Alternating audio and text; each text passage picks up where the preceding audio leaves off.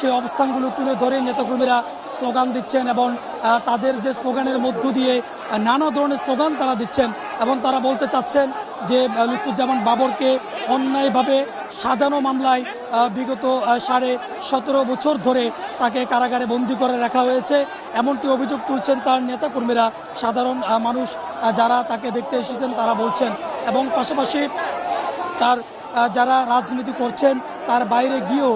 লুৎফুজ্জামান বাবরকে এক নজর দেখার জন্য আমরা দেখেছি সাধারণ মানুষের যে উৎসুক সেটিও কিন্তু দেখা গেছে, সাধারণ মানুষের উপস্থিতিও কিন্তু রয়েছে। আমরা একটু চেষ্টা করব যে লুৎফুজ্জামান বাবর যদি কথা বলেন তাহলে আমরা সেটি লুৎফুজ্জামান বাবর যদি কথা বলেন তাহলে সেটি আমরা দেখানোর চেষ্টা করব, বা বাবর যদি গণমাধ্যমের সাথে কথা বলেন তাহলে দেশবাসীর উদ্দেশ্যে কিংবা তার নেতাকর্মীদের উদ্দেশ্যে তিনি যদি কিছু বলেন তাহলে সেটিও কিন্তু আমরা তখন আমরা আসলে শোনার চেষ্টা করব। তবে